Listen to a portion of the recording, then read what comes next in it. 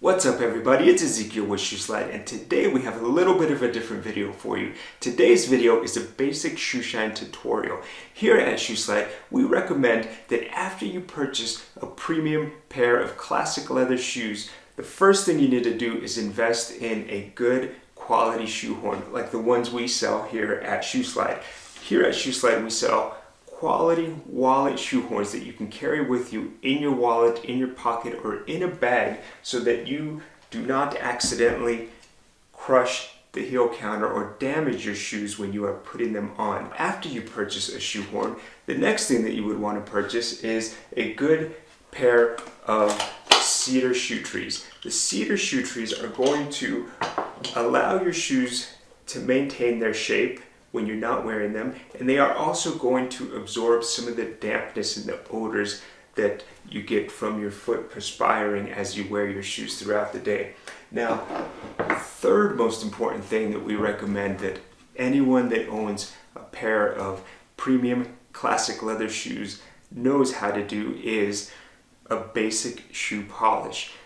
In today's video, we're going to be showing you the steps to conduct a basic shoe polish. This is a shoe polish that you would conduct every couple of weeks. This is not a full mirror shine, full deep clean. This is just something that you would do in between those full deep clean and mirror shine sessions just to keep your shoes looking sharp and to keep the leather conditioned and keep the shoes looking good and add a little bit of longevity to your shoes. Now, first off, what you want to start with is you want to make sure that you have a horsehair shoe brush. Now, this is a horsehair shoe brush that I use on my black shoes, and it is also a very good idea to have a shoe brush that you would use on brown shoes, and then another shoe brush that you could use on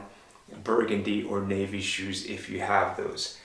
I started doing something just a couple of years ago, and I found that this really extends the longevity of a polish. What I do is every day after I come home and I've worn my shoes for the day, I put my shoe trees in the shoes and I do a quick brush off with the appropriate color horsehair brush. And what I found that happens is that quick brush at the end of the day will remove a lot of the dirt that might get lodged here in the broguing and along the welt. It will remove that dirt and that dust, and it will also help some of the oils from the cream polish come to the surface so that it brings out a little bit of that shine. And I found that by doing this every time that I wear a pair of shoes, it really does extend that longevity of a basic shine so that it cuts back on the number of shines that I have to perform during a regular month. Getting started with the first steps for your shoe shine. What you want to do is remove your shoe trees, of course, and you also want to go ahead and remove the laces because you don't want to get any polish on your laces, and you don't want the polish to stick to the laces and then rub off onto your trousers. So just go ahead and remove your laces.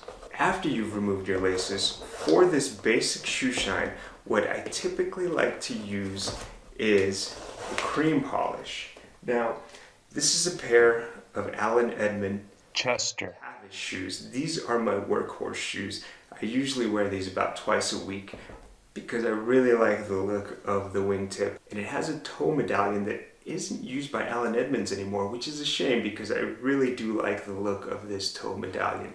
Now, after you've removed the laces, the next thing that you want to do is just give it another quick brush with this horsehair brush. Again, just to remove any dust particles, any dirt that might be lodged in there from wearing the shoes out in the elements. Now, I did have someone make a comment to me not too long ago, and this person said, why would I wear a pair of premium shoes when I'm just going to get them dirty and scuff them up? Now, my response to that was, well, it's kind of like driving a nice vehicle.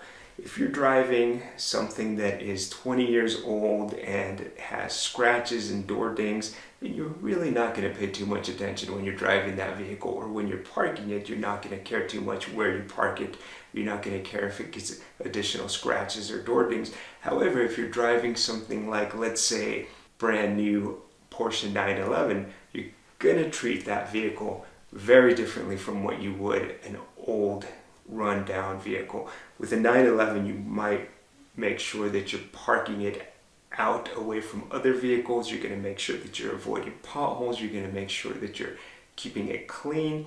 And I liken that to wearing a nice pair of shoes. If you're wearing a nice pair of shoes, then you're definitely going to be more cautious of where you're stepping, where you're walking, and you're also going to make sure that you're not inadvertently dragging your foot across something that is going to cause scratches or scuffing to the shoe.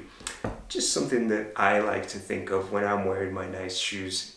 Just being extra cautious and taking a little more care as to where I'm stepping and what I'm doing when I'm wearing those shoes. Now, after you finish brushing off the shoe and getting all of the dirt that is visible off of the upper, then I do like to go ahead and just inspect it a little bit closer, because sometimes there is maybe just a little bit of mud that might have gotten stuck along the edge of the sole here. And in that case, what I do is I take a damp toothbrush, an old toothbrush, and again, keep it in mind that this is damp. I'll just go ahead and I'll rub the toothbrush where I see some of the stubborn dirt or maybe even dried on mud, and just make sure that I get that off of there. And I will then take an old rag, and this is a rag that I got from just a t-shirt that I cut. So I just took a basic cotton t-shirt here and I trimmed it along the bottom so that I have this cleaning and polishing rag.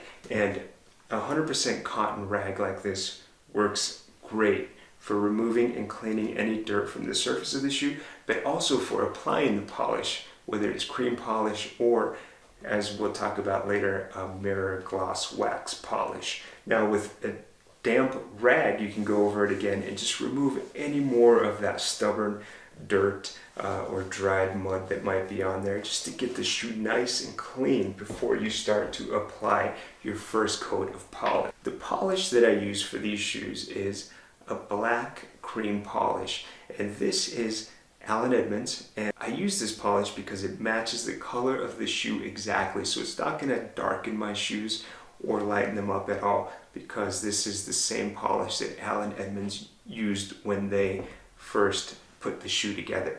Now with this shoe polish, it's very simple, very quick, very easy to use because it has a sponge applicator tip. Now what I would do is simply squeeze out a little bit of polish so that I can dab it onto the sponge. And you're just going to go ahead and apply the polish onto the surface of the shoe. And just go ahead and apply this liberally everywhere that you can on the surface of the shoe. Because this is a cream polish, it's going to condition the leather, and it's going to make sure that the leather stays nice and soft and has a nice kind of a sheen, healthy look to it. So just go ahead and keep applying that polish to the upper of the shoe.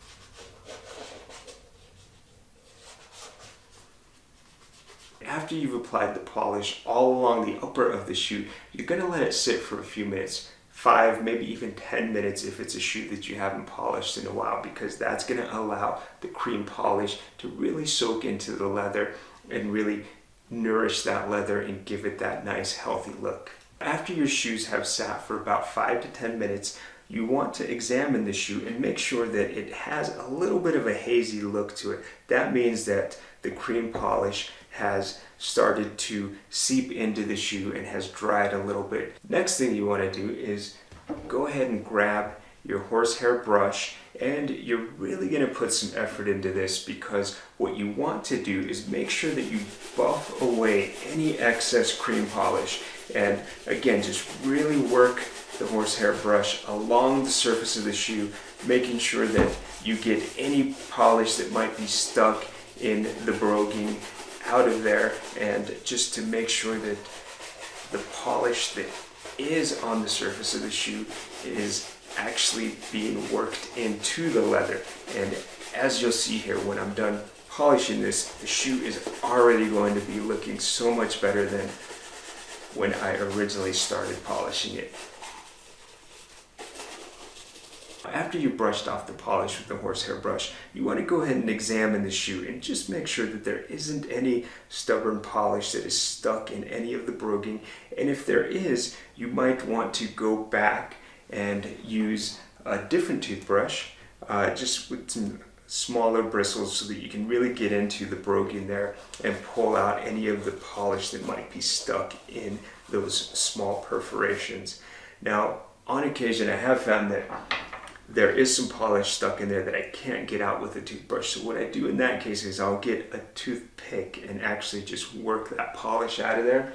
And after I've removed that polish, then go over it again with the horsehair brush, just so that you are smoothing it all out and working that additional polish into the leather.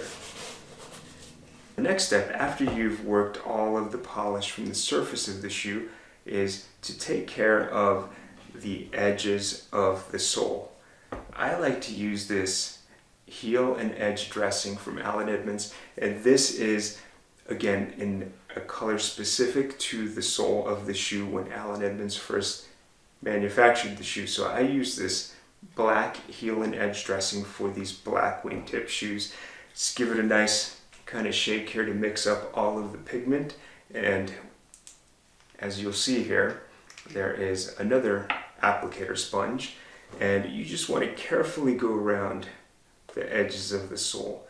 Now be careful, because this is definitely going to stain if you get it on your clothes or if you get it on any surfaces that you don't want to damage.